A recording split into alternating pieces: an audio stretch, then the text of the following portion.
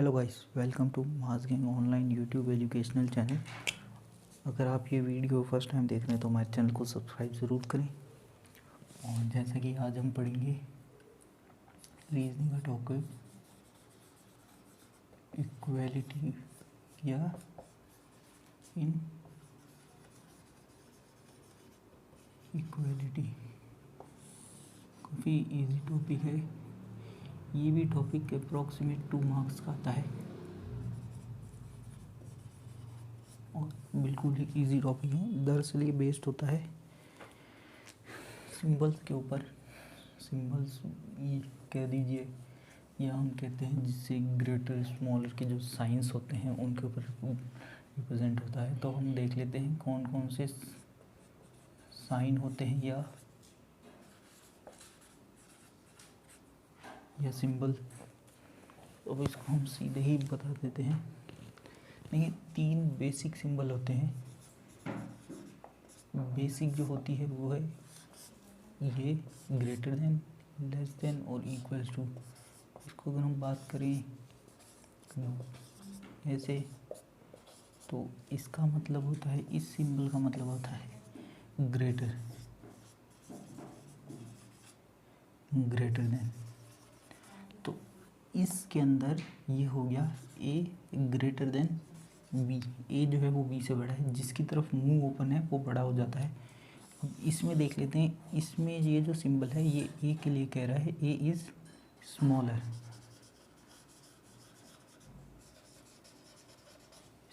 Then B.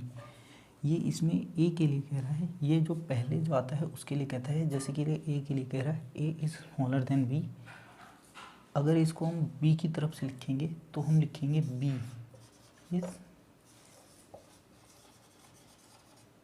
Greater then ए, क्योंकि B की तरफ बड़ा वाला मुंह है तो बी ग्रेटर देन ए हो गया। लेकिन हम इस साइड वालों को देखते हुए चल रहे हैं तो A is greater than B, वैसे ही इसमें भी हो जाएगा, इसका रिवर्स हो जाएगा, B is smaller then A.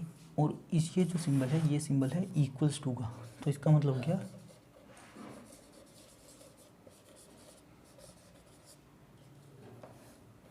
A is equals to B, ये इक्वल्स टू का साइन होता है, ये बराबर हो गया। अब ये तो हो गए 3 जो बेसिक थे और इसमें 2 और ऐड हो जाते हैं, वो है ए ग्रेटर देन बी, ये तो हम पढ़ रहे थे।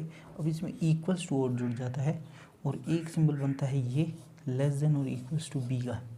तो इसे हम लिखते हैं A is greater than and equals to का साइन है तो इक्वल्स टू भी लिखेंगे इक्वल टू बी। ए बड़ा भी है, या तो ए बड़ा है या बी के बराबर है। बी के बराबर है और बी से बड़ा है, ये कह सकते हैं। इसके अंदर हम लिखेंगे A is smaller than and equals to B. A जो है वो बी से छोटा है या बी के बराबर है, ये चीज़ है। अब इसको हम थोड़े ब्रीफ में समझ लेते हैं, इसका मतलब क्या हो गया। देखिए, इसका मतलब बात सीधी सी है, जैसे कि हम पढ़ते आए हैं। इफ़ ए, अगर ए 9 है तो बी की जो वैल्यू होगी वो 9 से कम होगी। 8 हो सकती है या उससे कम हो सकती है, 9 नहीं हो सकती। और 9 से बड़ा नंबर भी नहीं हो सकता। इसके अंदर साफ बात है, अगर ए की वैल्यू 9 है तो इसमें बी की वैल्यू जो होगी वो 10 होगी या फिर 10 से बड़ी होगी। 9 नहीं हो सकती, ए के बराबर नहीं हो सकता और ए से छोटा नहीं हो सकता, ए से बड़ा होगा। इक्वल्स टू के अंदर बात आती है, ए जो है वो बी के बराबर। इसका मतलब अगर इसकी वैल्यू 9 है तो इसकी वैल्यू भी 9 होगी, इसकी वैल्यू x है तो इसकी वैल्यू भी x होगी। फिक्स वैल्यू होगी, दोनों की सेम वैल्यू होगी, या यूँ कह लेते हैं सेम वैल्यू। बारी आती है इन दो की, ये 2 चीज़ समझना ज़्यादा ज़रूरी है। अब हम ले लेते हैं पहला, A greater than equals to B. इसका मतलब है अगर ए की वैल्यू 9 है तो बी की वैल्यू जो होगी 9 होगी या 9 से कम होगी। इसकी वैल्यू 9 होगी, ए की वैल्यू, और 9 से बड़ी होगी 10। ये एक तो हो गया, ये बराबर है, ये बाकी के जो वैल्यूज़ है वो डिसाइड करती है कि ए बड़ा है। तो ये दोनों साइन हो गया ग्रेटर देन और इक्वल्स टू का। वैसे ही सेम ले लेते हैं हम second condition, A is smaller than and equals to B. If A की वैल्यू अगर 10 है तो बी की वैल्यू भी 10 होगी, ये हो गया इक्वल्स टू का। अगर ए की वैल्यू 10 है तो बी की वैल्यू 10 से बड़ी होगी, 11, 12, 13 या मोर देन 10, 10 से बड़ी होनी चाहिए की वैल्यू। तो इसमें ये दोनों कंडीशन फॉलो करती है, ए जो है वो बी के बराबर भी है और जो बी ए जो है वो बी से छोटा भी है। स्मॉलर देन और ग्रेटर देन के यही चीज़ आती है। अब इसके अंदर हम देख लेते हैं क्वेश्चन जो कैसे होते हैं, एक बार वो देखते हैं। बेसिक क्वेश्चन लेते हैं। सपोज कीजिए A is greater than B, B is greater than C. तो इसके अंदर A is greater than B, A is greater than C, B is greater than C. A और बीच के रिलेशन हमें साफ दिख रहा है कि ए जो है वो बी से बड़ा है, तो ये सही हो गया अगर ये स्टेटमेंट है। जैसे हम सिलोजिज्म में करते थे, जो स्टेटमेंट होता है वो 100% राइट होता है। अब ये हमारी कंक्लूज़न है जो कि हमें सही और गलत करने हैं। इसमें ए और बी के बीच में रिलेशनशिप पूछा है जो कि साफ दिख रहा है, ए का ग्रेटर देन है, ए बड़ा है बी से, तो ए बड़ा है बी से, साफ दिख रहा है। अब बारी आती है बी बड़ा है क्या सी से। इसमें हमें बी का भी सिंबल दिख रहा है, जो बी जो है बी और सी के बीच में ग्रेटर देन जो है वो बी की तरफ है, B is greater than C, B जो है वो बड़ा है सी से, बी जो है वो बड़ा है सी से, ये सी। अब बात करते हैं हम इसकी, इसके अंदर दो सिंबल आ गए, ए जो है वो बी से भी बड़ा है और जो बी है वो सी से भी बड़ा है। अगर हम सपोज करते हैं ए की वैल्यू 10 है तो बी की वैल्यू 10 से कम होगी। यहाँ पे इक्वल्स टू का साइन नहीं है, इसका मतलब है सपोज कि बी की वैल्यू 9 होगी, एज्यूम करते हैं अगर बी की वैल्यू 9 है तो सी की वैल्यू उससे भी कम होगी, क्योंकि यहाँ पे लिखा है कि जो बी जो है वो सी से बड़ा है, तो हम सी की वैल्यू ले देते हैं 8। तो इससे हमें साफ पता चल रहा है जो ए जो है वो सी से बड़ा होगा, तो ये भी कंक्लूजन सही होता है। तो इसमें हमें पता चलता है कि जब अगर स्टेटमेंट ग्रेटर देन की बात करता है तो जो कंक्लूज़न है वो ग्रेटर देन सही होता है। हम इसे ऐसे लिख सकते हैं कि अगर स्टेटमेंट जो है अगर वो ग्रेटर देन की बात करता है तो कंक्लूज़न जो है वो ग्रेटर देन ही सही होगा। ना इसमें इक्वल्स टू सही हो सकते ना ही गलत। वैसे ही सेम इसका अपोजिट होता है, अगर बात होती है लेस देन की तो जो कंक्लूज़न होगा वो भी लेस देन वाला ही सही होगा। ये चीज़ हमें याद रखनी है। अब हम बात करते हैं इक्वल्स टू की। ये दो जो है ये कंक्लूज़न याद रखने, जैसे गोल्डन रूल होता है वैसे ही एक एक प्रूफ करते हुए चलेंगे। सपोज कीजिए ये बोल देता है A equals to B, B greater than C. इसमें अगर मैं ये करता हूँ A greater than B, A greater than C, B greater than C, A equals to C. अब हम ये चीज़ देखते हैं कौन सा कंक्लूजन सही। ए जो है वो बी के बराबर है, ए की वैल्यू 10 होगी तो बी की वैल्यू भी 10 होगी, सेम है, तो ए जो है वो बी से बड़ा नहीं हो सकता। ए की वैल्यू सी, क्या ए सी से बड़ा है? अब ए की जगह बी रखो या बी की जगह सी रखो, ये दोनों एक ही है। यहाँ पे जो भी वैल्यू है वो सी से बड़ी है, साफ दिख रहा है। इनके बीच में रिलेशनशिप जो है वो ग्रेटर देन का है।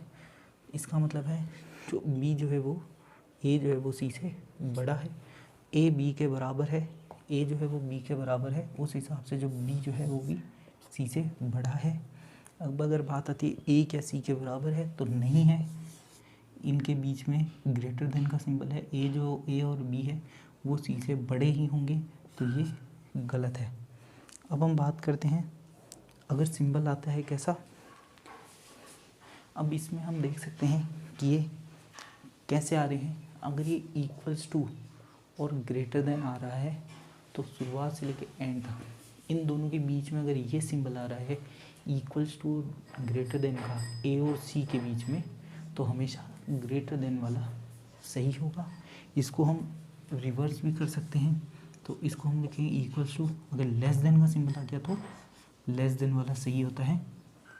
ये हमें याद रखना है कौन सा सिंबल सही होता है, कौन सा गलत होता है। ये तो हो गए नॉर्मल वाले, दोनों ग्रेटर ग्रेटर वाले, दोनों नॉर्मल नॉर्मल वाले। अब सपोज़ कीजिए ये जो इक्वल्स टू है ये इसको हम चेंज कर लेते हैं, इसको हम यहाँ पे डाल देते हैं। इसको हमने डाल दिया यहाँ, इसको हमने डाल दिया यहाँ। अब ये सेम है, बस इसको ए को हमने उल्टा कर दिया, तो इसमें भी वही निष्कर्ष निकलेगा। अगर सी को ए से जोड़ा जाए, ए ग्रेटर देन सी, ए लेस देन सी, इसमें साफ दिख रहा है ए जो है वो छोटा है किससे, बी से, और बी जो है वो सी के बराबर है। अगर हम इसकी जगह सी रख देते हैं, इसको हम बी बना देते हैं, तो भी कोई फ़र्क नहीं पड़ता। इस हिसाब से ये सही है और ये गलत है। ए जो है वो सी से छोटा है, तो ये जो है वो ये सिंबल सही होता है। तो इसके अंदर हमने क्या किया, सिंबल ऐसे लिखा और फिर इक्वल्स टू डाला। अगर किसी दो एलिमेंट के बीच में पहले लेस देन इक्वल्स टू का सिंबल आता है, तो जो पहला वाला एलिमेंट है वो छोटा होगा, ये वाला हमारा सही होगा। अगर यहाँ पे इक्वल्स टू और ये आ जाता है तो हमारा ये बड़ा होगा, जैसा कि क्वेश्चन में हमें साफ दिख रहा है। हमने ये वाला प्रूफ किया है कि पहले लेस देन आया, इक्वल्स टू आया, तो लेस देन वाला ही सही होता है, तो हम वही लगाएंगे। चाहे यहाँ पे हम बी कर दें कोई दिक्कत नहीं, यहाँ पे सी कर देते हैं तो भी कोई दिक्कत नहीं, क्योंकि पी जो है वो सी के बराबर है। जो वैल्यू इसकी होगी वही इसकी होगी, ए की जो वैल्यू होगी वो बी से क्या होगी, छोटी होती है। तो ये हमारी बेसिक थी। अब हम बात करते हैं डबल वाले। डबल वाले का मतलब है जिनके अंदर एक साथ ही ये सारे कंक्लूजन जो होंगे वो राइट होंगे। यहाँ पे हम लिख देते हैं राइट। राइट कंक्लूजन की ही बात करेंगे, रॉन्ग की बात नहीं करेंगे। अगर स्टेटमेंट में ये आता है, वो कंक्लूजन पूछता है, तो हमारे यही कंक्लूजन जो होंगे वो सही होंगे। अगर स्टेटमेंट में आता है इक्वल्स टू वाला, सेम इक्वल्स टू आता है, तो इक्वल्स टू वाला ही कंक्लूजन सही होगा, कोई सही नहीं होगा। ये चीज़ हम देख लेते हैं। A equals to B equals to C, ये हम स्टेटमेंट ले लेते हैं एक। ए जो है वो बी के बराबर है और जो बी जो है वो सी के बराबर है। अगर ए की वैल्यू 10 है, अगर ए की वैल्यू 10 है तो बी की वैल्यू भी 10 ही होगी, क्योंकि यहाँ पे इक्वल्स टू का साइन आ रहा है। अगर बी की वैल्यू 10 है तो सी की वैल्यू भी 10 होगी। क्यों? क्योंकि यहाँ पे इक्वल्स टू का साइन आ रहा है। इसका मतलब है ए इक्वल्स टू बी सही है, ए इक्वल्स टू सी सही है, बी इक्वल्स टू सी सही है। हमें ये चीज़ देखनी है, क्योंकि ये जो है ए और बी के बीच में कैसा रिलेशनशिप है यहाँ से दिख रहा है। बी और सी के बीच में कैसा रिलेशनशिप है ये भी दिखना है। हमें कनेक्ट करना है ए को सी से कनेक्ट करना है, तो साफ दिख रहा है दोनों ही बराबर है। वैल्यू जो है वो सेम रहेगी, चाहे हम इसकी जगह सी कर दें, इसकी जगह बी कर देते हैं, तो कोई चेंजमेंट नहीं आएगा, क्योंकि तीनों जो संख्याएं हैं वो बराबर होगी, तीनों जो एलिमेंट है वो सारे के सारे बराबर होंगे। तो ए और बी के बीच में कैसे कंक्लूजन आएगा, सिर्फ इक्वल्स टू वाला सही होगा। तो ये वाला कंक्लूजन हमारा ये रहा, फिफ्थ कंक्लूजन जो है। अगर स्टेटमेंट में दोनों ही इक्वल्स टू आता है तो दोनों ही कंक्लूजन जो होते हैं हमारे वो सही होते हैं। अब हम बात करते हैं, सपोज़ कीजिए अब हम इसका नेक्स्ट लेवल की बातचीत। अब ये जो चीज़ है ये नोट करने लायक है, इसे आप नोट कर लीजिएगा। अब जो हम बात करेंगे वो आगे वाली बात करेंगे, इससे नेक्स्ट वाली बात करते हैं हम कि कौन से कंक्लूजन जो है सही होते हैं और कौन से गलत होते हैं। अब हम बात करते हैं नेक्स्ट कंक्लूजन्स की, नेक्स्ट स्टेटमेंट की। सपोज़ कीजिए फिफ्थ तक था, सिक्स्थ अगर कंक्लूजन आता है ग्रेटर देन इक्वल्स टू, तो कौन सा कंक्लूजन सही होगा। अब हम बात करेंगे इसकी, फिर हम बात करेंगे नेक्स्ट। ए जो है वो ग्रेटर है बी से, बी जो है वो ए और बीच के बीच में जो सी का जो रिलेशनशिप है वो कैसा है, हमें ये चीज़ देखनी है। ए और सी के बीच में रिलेशनशिप कैसा आएगा, कौन सा कंक्लूजन सही होगा, क्या ए ग्रेटर देन सी सही होगा, क्या ए स्मॉलर देन सी सही होगा, क्या ए इक्वल्स टू सी सही होगा। ये हमारा कंक्लूजन है, ये हमारा स्टेटमेंट है। स्टेटमेंट हमेशा सही होता है, तो अब हम इसको देंगे। अगर ए की वैल्यू 10 लेते हैं हम, तो बी की जो वैल्यू है वो ए से छोटी होगी। इसमें साफ दिख रहा है, ये जो साइन है वो ए को बड़ा बी को छोटा दिखा रहा है, तो बी की वैल्यू 9 होगी। हम ऐसे एज्यूम कर लेते हैं, हालांकि इसकी वैल्यू हम 8, 7, 6, 5 जो भी चाहे वो रख सकते हैं। अगर हमने इसकी वैल्यू सपोज रखी 9 रखी, तो सी की वैल्यू जो होगी या तो वो बी के बराबर होगी, या तो 9 होगी, या 9 से छोटी होगी। 8, 7, 6, 5 ये हो सकती है, या तो बी के बराबर होगी या बी से छोटी होगी। अगर हमने बी की वैल्यू 8 रखी है, जो कि 10 से छोटी है, सेटिस्फाई कर रहा है, इसको सेटिस्फाई कर दिया इसने कि ये छोटे हैं। अब इसको अगर बी की वैल्यू 8 है, तो या तो बी सी के बराबर है, या तो इसकी वैल्यू होगी 8। 9 नहीं हो सकती सी की वैल्यू, सी जो है वो बी से बड़ा नहीं हो सकता, क्योंकि बड़ा बी है। या तो सी बराबर होगा या उससे छोटा होगा, या तो इसकी वैल्यू 8 होगी या 765, सेम एज इट इज़ ऐसे।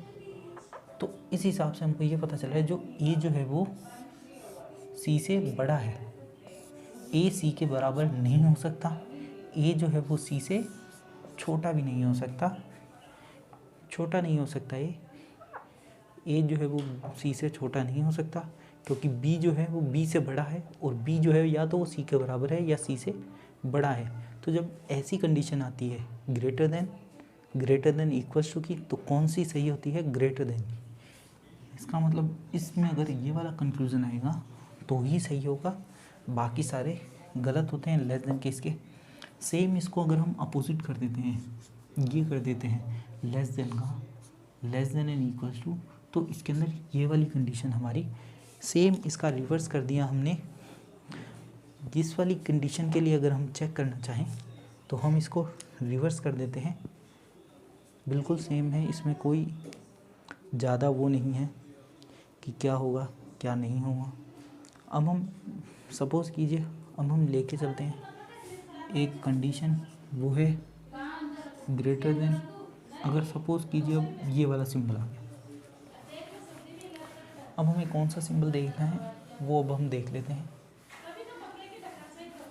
अब हमें कह रहा है ए जो है वो ग्रेटर देन और इक्वल्स टू हो बी के, और जो बी जो है वो सी के बराबर हो।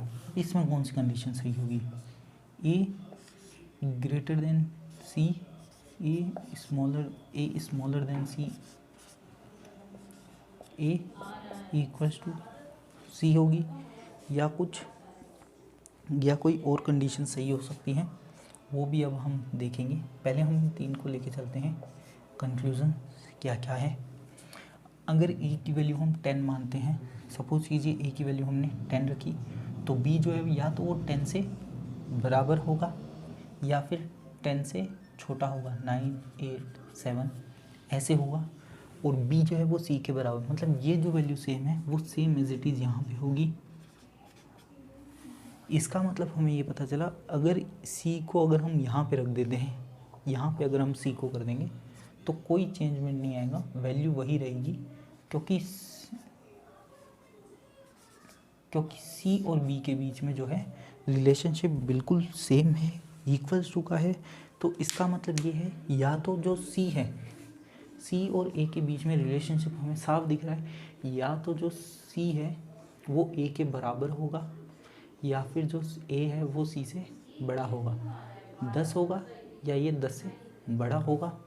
सी जो है वो 10 से या तो 10 होगा या 10 से छोटा होगा। इसका मतलब सी बराबर भी है और ये भी है, ए जो है वो बड़ा भी है, ये भी कंडीशन फॉलो हो रही है। तो इसमें जो कंडीशन फॉलो होगी वो होगी ए ग्रेटर देन भी है और इक्वल्स टू सी भी है, ये वाली कंडीशन सही होगी। ये दोनों ही कंडीशन हमारी रॉन्ग हो जाएगी। क्यों रॉन्ग हुई, अब हम उस चीज़ को देखते हैं। इसने कहा ए जो है वो सी से बड़ा है, बराबर भी तो है, ए जो है वो सी के बराबर भी है, तो उस हिसाब से ये कंडीशन हमारी रॉन्ग होती है। अगर ये कहता है ए जो है वो सी के बराबर है, नहीं, हम इसको एक बार के लिए नहीं देखेंगे, हम ये देखेंगे 9 8 7, तो ये उससे छोटा भी है, ये दोनों ही हैं, ए बड़ा भी है और ए बराबर भी है, तो ये वाली कंडीशन फॉलो होगी। तो इसका मतलब यहाँ पे जो कंडीशन फॉलो होगी वो होगी ये वाले कंक्लूजन सही होते हैं। अब इसका हम रिवर्स ले लेते हैं, अगर लेस देन और इक्वल्स टू का साइन है और फिर इक्वल्स टू है, तो इसके अंदर ये वाली जो कंडीशन होती है वो फॉलो करती है। अब हमने टोटल 9 टाइप्स के स्टेटमेंट्स और उनके कंक्लूजन्स अब हम देख चुके हैं। अब सपोज कीजिए, अब ये देख रहे हैं, अगर हम लेते हैं 10, अगर ग्रेटर देन इक्वल्स टू का लेते हैं तो कौन सी कंडीशन सही होती है, इसका रिवर्स कर देते हैं हम, अगर ये आता है तो कौन सी कंडीशन सही होती है। अब हम इन दो के ऊपर देख लेते हैं एक बार। तो हमारा स्टेटमेंट है A greater than equals to B greater than equals to C. अगर ए की वैल्यू 10 होती है, मान के चले, हम एज्यूम कर लेते हैं ए की वैल्यू 10 है, कुछ भी ले लीजिए आप, तो ए की वैल्यू 10 है तो बी उसके बराबर भी हो सकता है, जैसा कि सिंबल में दिख रहा है, जो बी जो है वो बराबर है।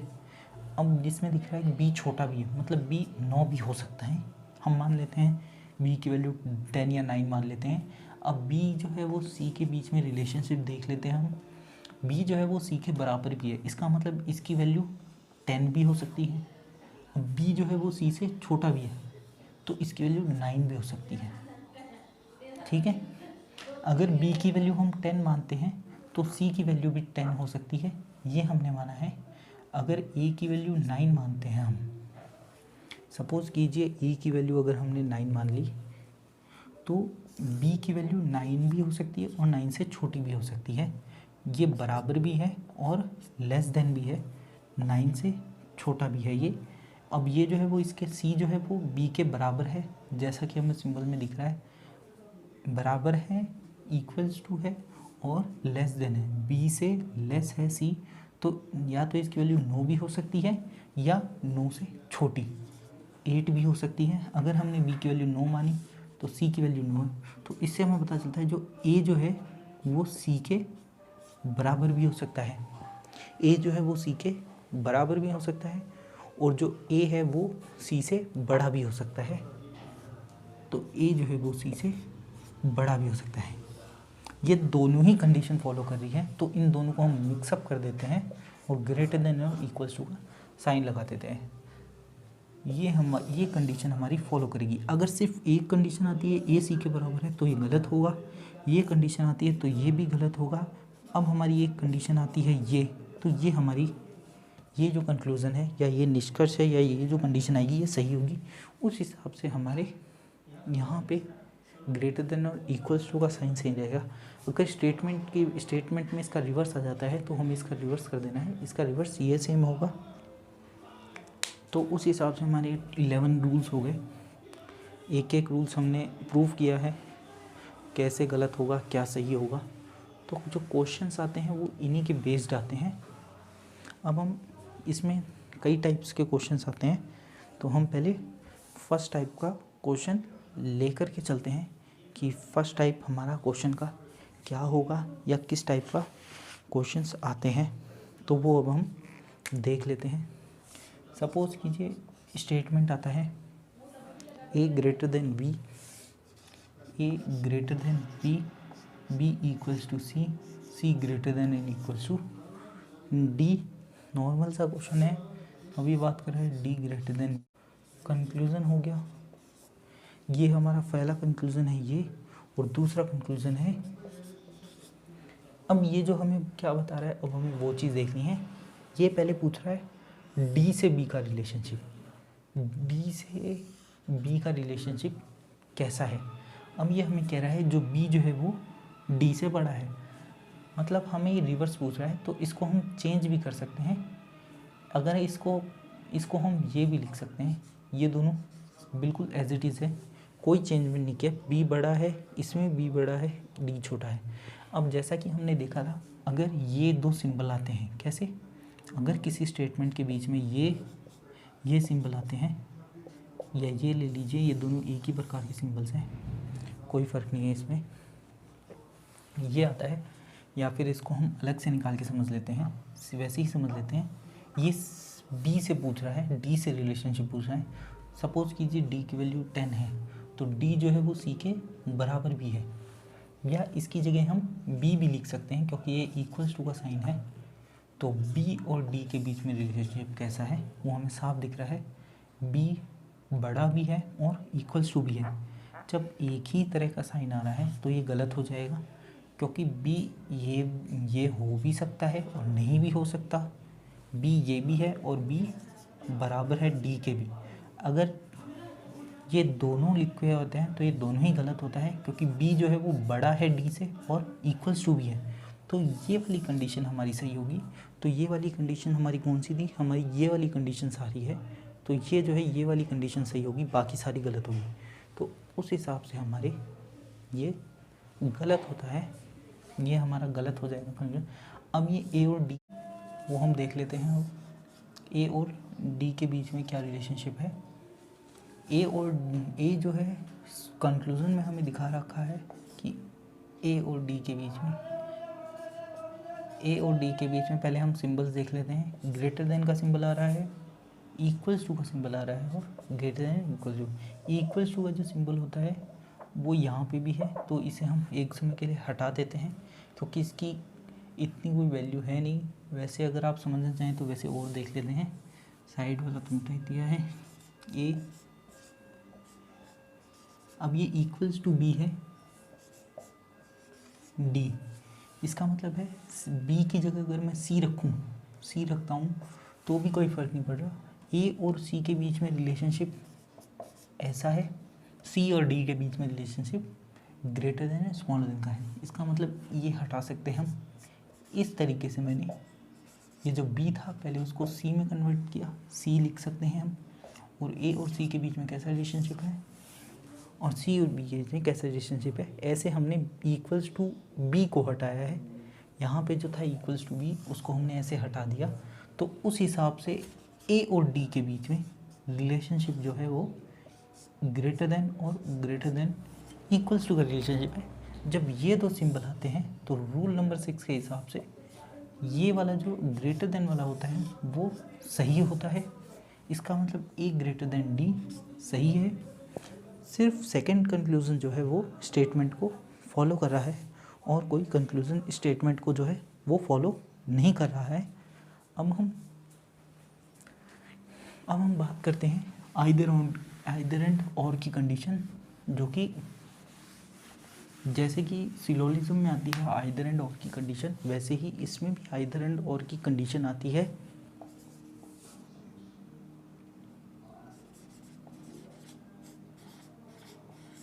आइदर एंड और के लिए क्या क्या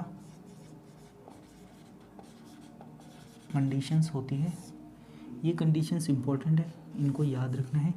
पहली कंडीशन होती है आइदर एंड और की कि बोथ कंक्लूजन आर रॉन्ग, जो दोनों ही कंक्लूजन है वो रॉन्ग होनी चाहिए।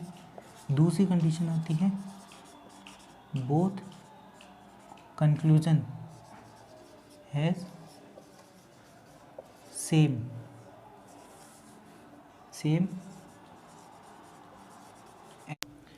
जो कंक्लूज़न है, जो रॉन्ग कंक्लूज़न है उनके एलिमेंट सेम होने चाहिए। तीसरी जो चीज़ आती है वो है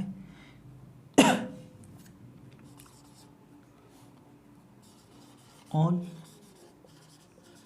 थ्री सिंबल्स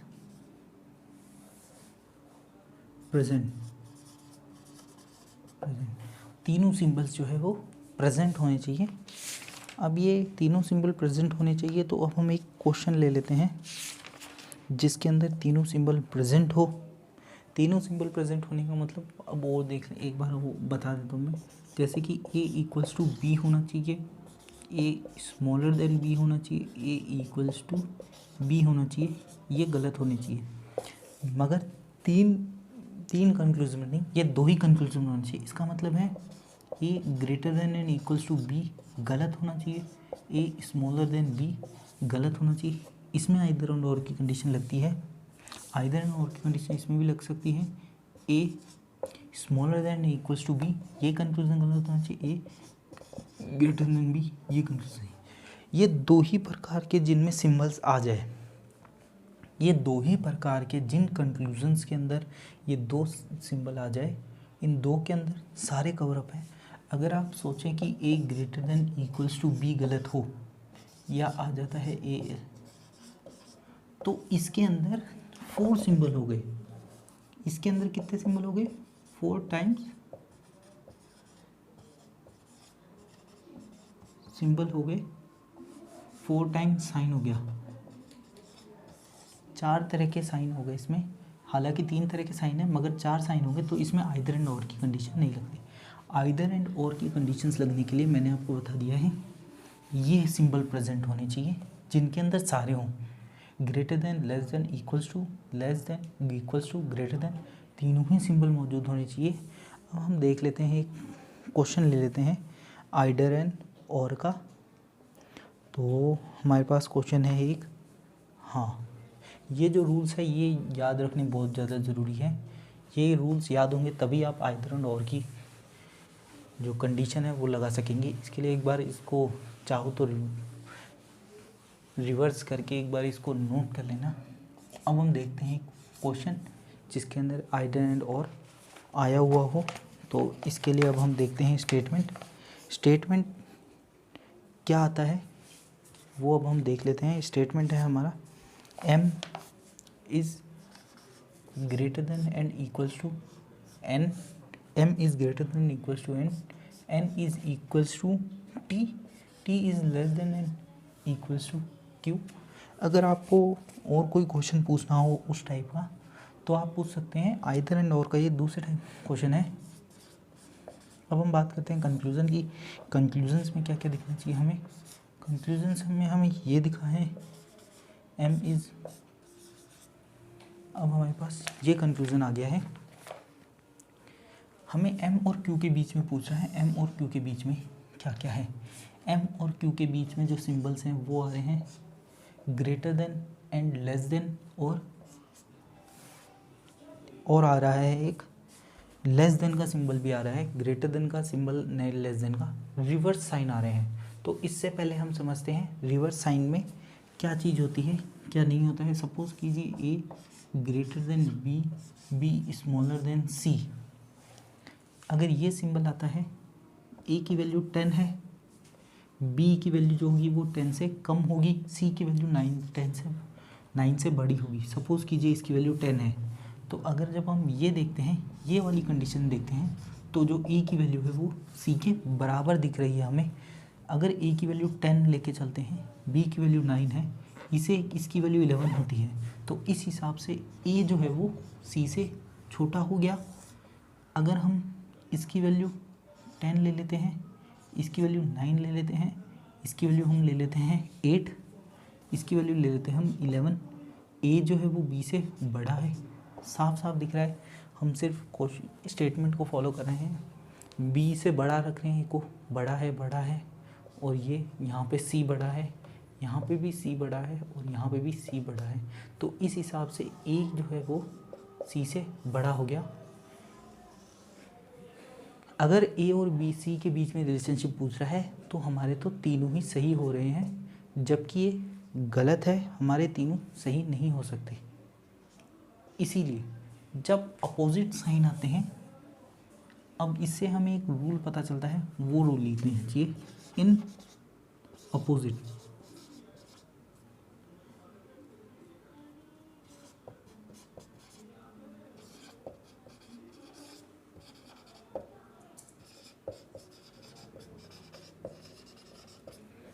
अगर किसी भी स्टेटमेंट में अपोजिट साइन आता है, इन अपोजिट साइन, इन स्टेटमेंट के अंदर अपोजिट साइन आ गया, तो ऑल कंक्लूजन्स, जितने भी कंक्लूजन होंगे ऑलवेज रॉन्ग, हमेशा गलत होंगे, ऑलवेज रॉन्ग होंगे। जितनी बार अगर हमारे, ये भी एक प्रकार से रूल है जिसे हमने यहाँ प्रूफ किया है। इससे हमें क्या समझ में आया? इससे हमें ये रूल मिला है जिसके अंदर लिखा गया है, अगर अगर अपोजिट साइन आते हैं किसी भी स्टेटमेंट में तो उससे जितने भी कंक्लूजन्स निकलेंगे वो सारे रॉन्ग होंगे। इसका मतलब है ये कंक्लूजन रॉन्ग है, ये भी रॉन्ग है और ये भी रॉन्ग है, ये सारे कंक्लूजन्स जो है वो हमारे रॉन्ग होंगे। अब हम देखते हैं एम और क्यू के बीच में, ये जो है ये याद रखने लायक है, ये याद रख लेना, ये भी एक प्रकार से रूल है और ये काफ़ी अच्छा रूल है। अब हमें एक चीज़ हमेशा याद रखनी है, जब भी अपोजिट साइन आ जाते हैं तो उससे रिलेटेड सारे कंक्लूजन जो होते हैं वो गलत होते हैं। अपोजिट साइन कौन कौन से होते हैं, ये अपोजिट साइन है, इस टाइप के जो कंक्लूजन्स होंगे वो हमारे क्या होंगे, गलत होंगे। अगर हमारा ये कंक्लूज़न आता है तो ये भी जो कंक्लूज़न होंगे वो हमेशा गलत होंगे, स्टेटमेंट है ये। अगर सिंबल आता है इसका तो ये भी गलत होगा, अगर हमारे सिंबल आते हैं ये तो ये भी गलत होगा। ये सारे अपोजिट साइंस वाले हैं, अपोजिट हैं दोनों, ग्रेटर लेस गलत होगा conclusion, greater than equals to smaller than conclusion गलत होगा, greater than smaller than equals to conclusion गलत होगा, greater than equals to smaller than equals to, तो ये भी कंक्लूजन हमारे गलत होते हैं। चाहे तो ये भी लिख सकते हैं एक साइड में कि स्टेटमेंट में ये आता है उससे कंक्लूजन जो निकलते हैं वो सारे गलत होते हैं। अपोजिट सिंबल्स के जो कंक्लूजन्स होते हैं वो हमारे गलत होते हैं, ये चीज़ हमें याद रखनी चाहिए। अब बारी आती है इनकी, तो जो एम और क्यू के बीच में रिलेशनशिप देख लेते हैं हम। ये दो मार्कर इंक डालनी पड़ेगी इसमें, चलिए इससे लिख रहे हैं। एम और क्यू के बीच में रिलेशनशिप बता रहा है, जैसा कि हमने इससे पिछले वाले में किया था, उसके अंदर हमने क्या किया था, जो बी का जो बी जो था सी इक्वल्स टू बी दे रखा था, उसमें से हमने कैसे बी को हटाया था, क्योंकि उसमें इक्वल्स टू का साइन था। तो ये भी एन जो है वो टी के इक्वल्स टू है, यहाँ पे भी मैं एन लिख सकता हूँ। तो अब मैं सीधा देखेंगे M greater than and equals to N, और जो एन के बीच में सिंबल आ रहा है वो लेस देन क्यू आ रहा है, क्योंकि हम टी की जगह एन लिख सकते हैं क्योंकि दोनों बराबर है। अब हमें दिख रहा है एम और क्यू के बीच में क्या आ रहा है, अपोजिट सिंबल आ रहा है। इसका मतलब है एम और क्यू के बीच में कितने भी कंक्लूजन हो वो सारे गलत होंगे, एम और क्यू के बीच में कितने भी कंक्लूजन्स हो वो सारे गलत होंगे, तो ये हमारे गलत हो गए हैं। अब हम बात करते हैं क्या इसमें आइदर एंड और लगेगा, तो पहली चीज़ लगती है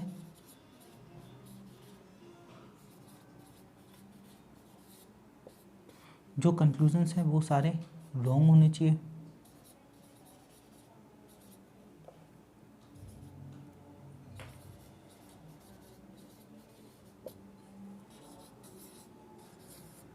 बोथ कंक्लूजन्स आर रॉन्ग, दोनों कंक्लूजन रॉन्ग है। पहली कंडीशन हमारी फॉलो करें, बोथ है सेम एलिमेंट होनी चाहिए कंक्लूजन के, एम क्यू सेम एलिमेंट है। तीसरी चीज़ है 3 सिंबल्स आर प्रेजेंट, या 3 साइन के लीजिए, 3 sign has to be present, तीनों सिंबल्स प्रेजेंट होने चाहिए। अब हम देख रहे हैं ये M greater than Q, M less than Q, M equals to Q.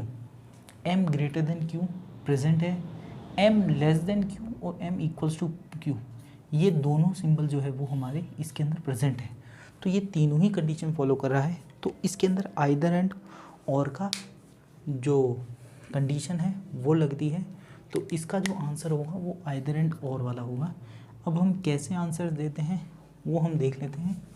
जो क्वेश्चंस आते हैं उसमें कैसा आता है, क्वेश्चन में लिखा हुआ आता है स्टेटमेंट और कंक्लूजन सही गलत, उसके अंदर हमें 5 दिए जाते हैं। पहले में किया जाता है ओनली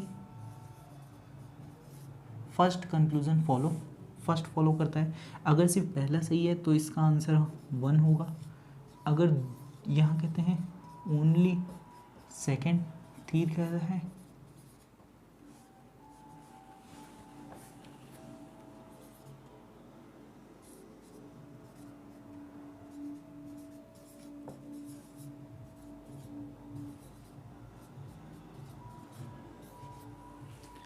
तीसरा कंक्लूजन कहता है आइदर एंड और वाला, तो उस हिसाब से हमारा ये जो कंक्लूजन है ये आइदर एंड और वाला है, तो इसका आंसर हो जाएगा 3। चौथा कंक्लूजन नाइदर नॉर वाला, मतलब कि ना तो ये सही है ना ये सही है। वो कब होगा? सपोज कीजिए इसकी जगह यहाँ पे भी इक्वल्स टू आ जाता, तो ये सिंबल जो हो गया ये नाइदर एंड नॉर वाली कंडीशन बन गई, तो कि इसमें 4 सिंबल आ गए। आइदर एंड और वाली लग नहीं सकती, दोनों ही गलत है, नाइदर एंड नॉर वाली लग जाएगी। अगर हमारे ये कंक्लूजन अलग हो, अगर हमारा दोनों ही फॉलो नहीं करते, अलग अलग एलिमेंट है, तो हमारे नो फॉलो आ जाएगा, नो कंक्लूजन्स आर फॉलो। तो ये हमारे ऐसे हमारे आते हैं, और ये सिर्फ इतना सही आता है। ये हमारे 2 टाइप के हुए। नेक्स्ट वीडियो में आपको टाइप 3 का मिलेगा क्वेश्चन।